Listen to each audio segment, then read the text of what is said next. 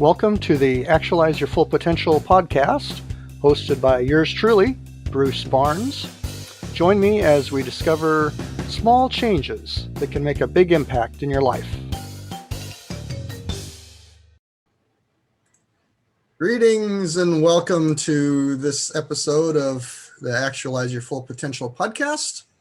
I'm your host, Bruce Barnes, and as a reminder, I upload the video of the podcast to my YouTube channel, and my website is actualizeyourfullpotential.com, and that's where you can find the links to the podcast, the audio channels, as well as the YouTube channel. So while you're there, go ahead and subscribe to my channel. So today is excited with this episode. I've got a special guest, Dr. Ali Lankerani. I think I said your last name all right, but That was perfect. Okay, good. He is a clinical neuroscientist and is affectionately known by his patients as Dr. L, the parent whisperer. I love that. He is an internationally published best-selling author, speaker, and coach. Was twice voted as one of America's top doctors, a host of the TV channel Role Model Maker, and ran an award-winning private practice helping kids with Autism Spectrum Disorders. He currently runs online programs that support parents and their children and encourages healthy development and growing relationships. Dr. L enjoys being the active father of his two amazing kids and proudly serves as the founder of Amazing Parents Network. His mission is to promote brain-based healthcare options to support parents and their children to foster their optimum potential in their quest for personal fulfillment. You can find him regularly speaking at a variety of venues on health, lifestyle, and personal, as well as child development. And he will be speaking at the Las Vegas TEDx event on January 16th, 2021. And that's what we're going to be talking about here. So welcome, Dr. L. Thank you, Bruce. You are an awesome speaker. I love how you enunciate everything, and you're so calm, and I love your demeanor. Oh, good. So thank you for So having me here. just share a little bit more about some of your background in that and how you got started in that profession. Sure. My name is Ali Lankerani, and I go by Dr. L, the parent whisperer, especially nowadays online. I sometimes forget to introduce myself, but you did such a great job, so I don't need to do that anymore. I'm a clinical neuroscientist. I got my postdoctorate in neurodevelopmental disorders, and I had a private practice for 10 years, and I helped families who had children with autism spectrum disorders. And while I was in practice, I recognized that one of the biggest key components that really uh, drove me to love what I do was the fact that I would see the parents have this light bulb going above their head, understanding how the body, how the brain functions, and how to become better parents. And through that patient education, I realized that that is truly where the value of a healthcare professional is, to be able to empower the patients to make the right choices for their life and for themselves, as opposed to just dictate to them what they ought to do or what they should not do. And through that whole process of educating, I developed a passion for sharing the message, basically. And the more I did it, the more people were inspired and kept telling me, you know what, you need to have a TED Talk. You need to be able to do that. So here I am, being approved to speak at the TEDx Tenaya Paseo this coming January. I'm very excited. It was on my bucket list, and I'm very happy to have made it. That's great. So were you approached initially as to come on as a speaker, or did you find out about it and then apply to? I applied. Okay. I applied for this event, and I was very nervous about applying it, actually. And I rehearsed what my application interview was going to look like. I actually had to submit a recording, and I was very nervous about it. But I let my passions show, and I spoke from the heart, and it seemed to do the job. Yeah, that's always a good thing to be speaking from our heart. So Exactly. that so as, uh, it's interesting with talking with some of the other um, speakers that are going to be there too. Since I found out that you only have like 17 minutes, I think, or something like that to Yes. talk. Yeah, that's got to talk really fast, right? Yes, when when you've got a life-changing message, when you have something that can potentially change how humanity sees itself and how it can shape the future, 17 minutes is not a whole lot of time. So you really have to be concise and deliberate and clear on your message. So I am working very hard to make sure I do a good job with that. Yeah, that's got to be a challenge, I think. But so now, so share what the title of your talk is going to be. Sure. I basically, let me backtrack a little bit and talk about what happened. So, when I was in private practice, one of the things that happened is I was seeing parents who had children who had autism spectrum disorder. And along the autism spectrum disorder, you have things like ADD, ADHD, Asperger's, Tourette's, dyslexia, autism itself, right? So, you get a whole host of it. And actually, I, before there was a diagnosis for ADHD, well, actually have ADHD. So, but this was before there was a diagnosis for it. So I was basically categorized as that child that was not an easy child, that child that was very bright but would interrupt classroom settings and all kinds of situations. So I apologize to everybody, teachers, parents alike, who might have had to deal with ADHD kids on my behalf, basically. Yeah, So what ended up happening is I realized that the kids that were coming to me through private practice during that first decade of their life, if they are approached too late, a lot of times they start noticing that they're different than those people around them. And they start thinking that there is something wrong with them. yeah, And they internalize the problem. And that was something that I did not want to see. And that's part of the reason why I stepped away from private practice to make sure I'm more on the prevention side of things. And in that process, it became a passion of mine because this wasn't the first time that I had seen this happen. You know, growing up, I remember when the Berlin Wall fell and then the Eastern Bloc came down. I remember seeing the children in orphanages in Romania and how they were neglected because there was no more social yeah, funding to go ahead and take care of them. I remember when there was the AIDS epidemic in Africa and the children there. And the story seems to continue and perpetuate itself. Then we had the Syrian refugee crisis. And yeah, I literally saw this picture of this little boy that basically was washed up ashore. And it's just a really sad sight. And you look at it and you see that, you know, although we have seen it, it seems like we're growing numb to it, that this is a problem that has perpetuated time and time again, and we've passed this down from generation to generation. And I really started thinking, especially since my ancestors were very active in things like philanthropy and creating orphanages and things like that. I was really interested ever since to be able to step in their shoes, to be able to go ahead and change the future for the better, and starting with the kids, basically. Because they are our future, right? And that is the easiest place to start because, you know, people like myself who have aged, you know, we have our habits and we have had our compromises and our challenges. But these kids, they're blank slates, and there's an opportunity to allow them to fulfill and show up as the full person that they are.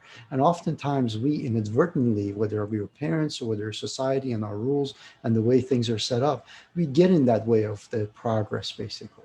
So it became a passion of mine to talk about optimizing human potential. And of course, because of my bias when it comes to the fact that if we want to control life, we need to be able to first control our body. And if we need to control our body, then the organ that controls the function of everything else, which is the brain, great, yeah, becomes pretty important. So my message became that if you can optimize your brain, you can optimize humanity's potential. And I believe that it is so powerful. I've seen it in private practice that you literally can go ahead and do this within one generation. if we all just work at it and take to the basics and really make sure we implement it back at home on our individual level, on the personal level, where it all begins anyways. Yeah, yeah. I love that, optimizing the human potential. It's all about potential. So Exactly. it's Exactly.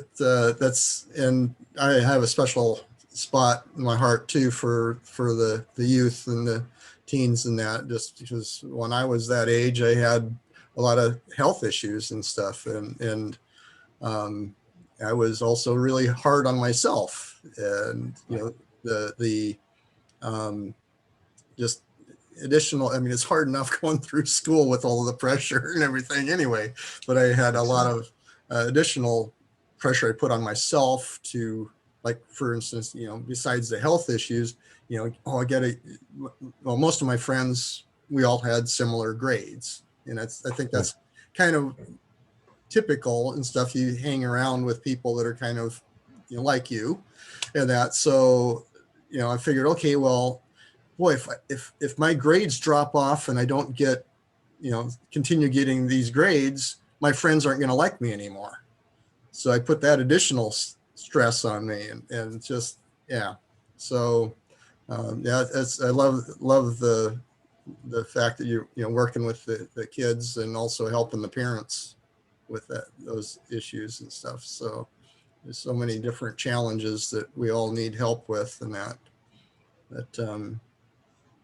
so yeah. So what was kind of the process for actually then, developing your talk for the TEDx? How did So that work? uh, I'll tell you this. You think you know what you're going to talk about because it comes from such a deep place inside of you, and you have this mission, and everybody's encouraging you and supporting you and saying, you know what you say is amazing. So obviously they've heard you. So obviously they know what your message is, right? So here you go, and you sit in front of a camera or you sit in front of an audience and you start opening your mouth and you realize that it just needs to get getting polished and Yeah, revised. And you know I love doing it because it's I'm talking about my passion. But every time that I did it, I realized that nope, that wasn't quite it. It could be a little bit better, and it could be a little bit more to the point. And then there's different aspects of it. One of my mentors once told me, he said, you are the expert in the area. So for you, it's very easy and fluid to change your focus. But for the audience, that can become a challenge. That can become difficult for them to be able to really get your message when you yeah, shift. And I can see that what my message is can be so pervasive in every aspect of life and society and how we run countries and politics and so on. Yet, I can lose the audience in the details, basically.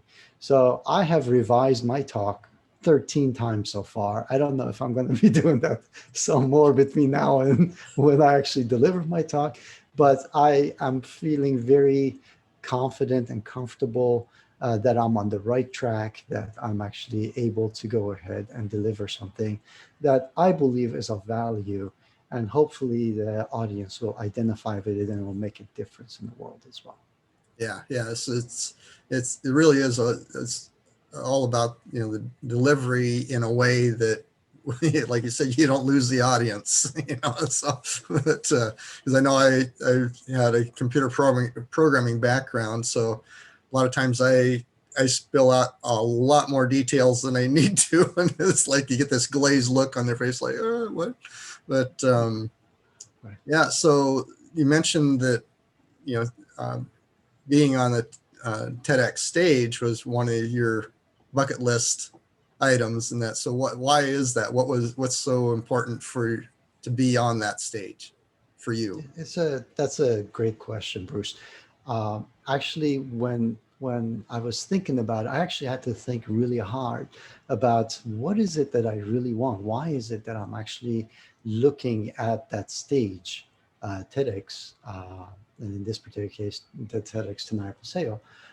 What is it that is driving me so much to go ahead and sacrifice my time, my time with family, all of these other things, some of my professional career time, to go ahead and devote to this. And it was an interesting experience because I'm a service oriented individual. So naturally, my first response was, well, I want to make a difference in the world. I want the world to be a better place. And all of that is wonderful. Yes, I want to leave the place a better place for my kids. And, you know, early on in my career, even when I was in undergrad, I was helping like change, you know, global policy on the environment and, you know, making a difference and things like that. So I have a track record of doing that. But I realized when I dug deeper, that I don't actually know the reason for myself personally, that why am I doing this for me? What's the reason for me of being on that stage and talking? And I had to do a lot of digging, and I realized that what I wanted was, in a deeper sense, I wanted to be able to look back and say, I did my best, that I made a difference, that I made an impact, that I tried. And I think deep within all of us, it's important, like, and it's there that we want to know that we've made an impact, Yeah. not because of the impact itself, but that our lives actually mattered, that there was a purpose to it, that while we might not exist and survive for eternity, that our work becomes a legacy of who Yeah. we were once and what we tried to do. And I have one of my ancestors to thank for this. That I know that I'm the 42nd generation of a Persian emperor from back about like 1500 years ago. And one of the things that there's a couple of things that he did that are really inspiring to me. And part of it is that you never know what you do today, how it can affect the lives of millions down the road, right? So this person was responsible for creating a library in Old Persia that, after the Library of Alexander burned to the ground, which some of the scholars say set civilization back by 1,000 years, he gathered knowledge from across the empire as much as he could. And he managed to do some of that from the Library of Alexandria. And later on, when the Arabs came and basically the knowledge basically spread from North Africa all the way into Europe, that knowledge eventually led to Italy, the Renaissance, and the creation of our modern era, basically. So that to me is just amazing, that Wow. connection. Yeah. And then the other part is that during his reign, one of the things was that he saw that the Chinese Empire and the Roman Empire, they had great things to offer. And he was the connector between the two.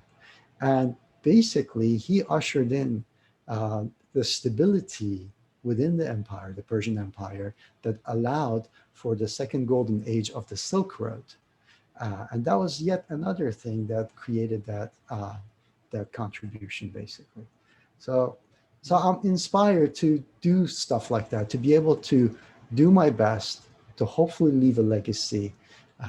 And for me, maybe my name and my legacy lives on because I've made a positive impact.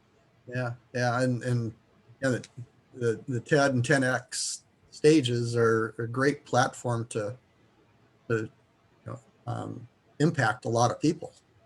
That's awesome. Yeah. So um, so obviously, this everything you shared, to this point is shows your passion and how you got inspired in that. So is uh, there any other uh, um, I guess uh, related topics that you're working on? I mean, kind of for kind of a follow up with the TEDx or Well, of course, what I have been working really hard on is, of course, this legacy thing and optimizing human potential.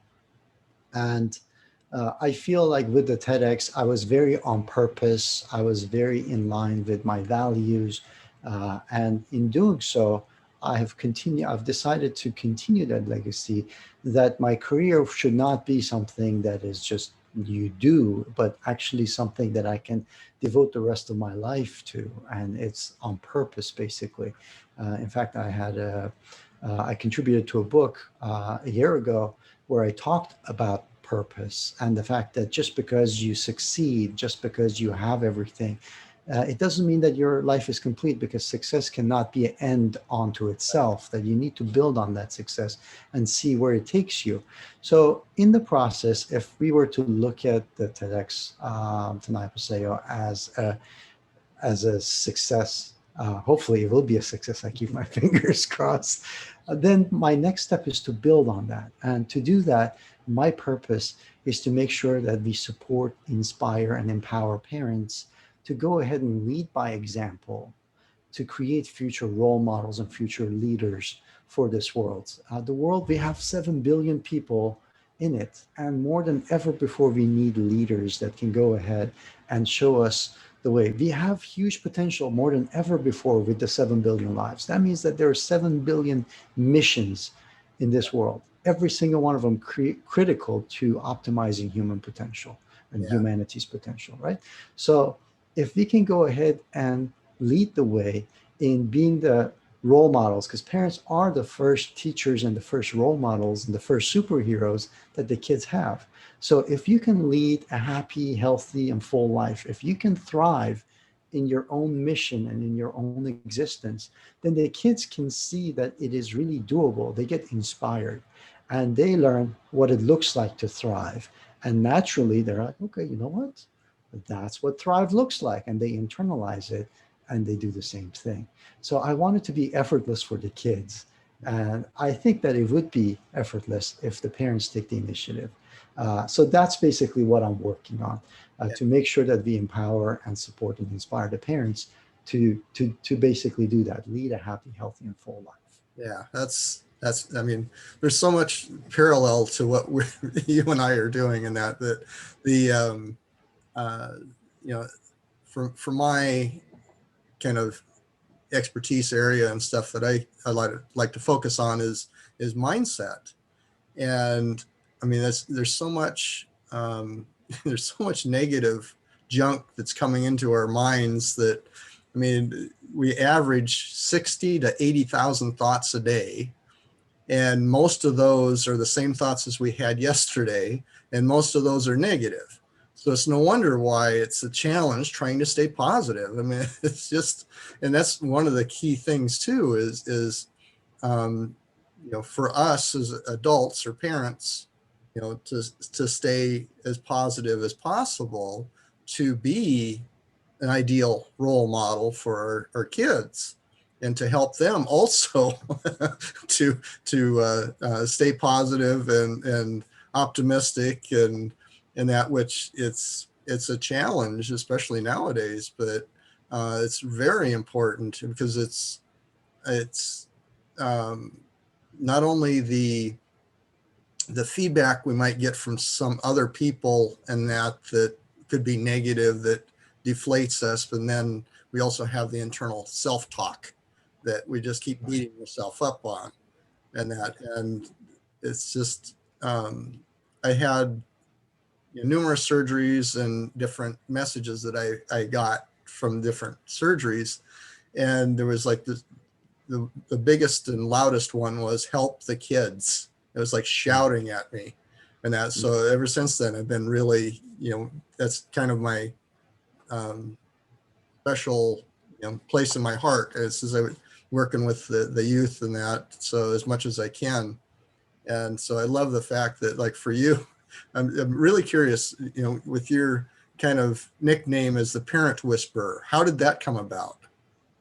Well, that's an interesting question. A lot of times when I'm teaching my courses and actually alluding back to what you were saying about, how we take care of ourselves and our thoughts and everything, it goes back to the same thing. People, everybody, all of us, myself included, we end up building habits, right? Whatever we do becomes easier to do a second time. And as we do it over and over again, it becomes a habit. Now, if it's a good thing, it's a positive thing, it's a positive habit. And then by the same token, the opposite of it would be a negative habit. So when it comes to our thoughts, we have habits on that. When we care for ourselves and our bodies, habits there as well. So habits are difficult to change, right? And oftentimes in my courses, I get people that are coming in, whether it's parents or entrepreneurs. And, most of us, we're guarded about our habits because it's not easy to change. We are not open. And we feel that if we change it, we don't know how it responds to the rest of our lives, that fear of the unknown. So people are resistant and cautious and sometimes just in denial.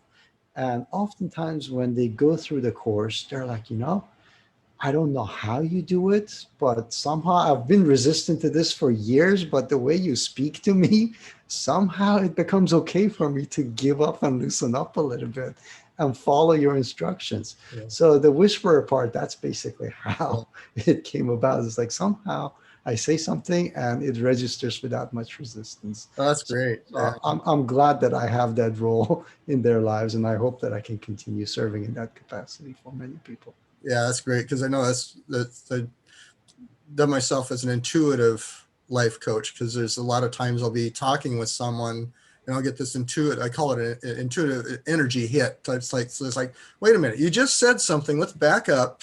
We need to focus on that. And it's like, how did you pick up on that? It's, just did, just so yeah, I love it. But so um, again, the TEDx event is in Vegas and on January 16th of 2021, next year, just a couple months out.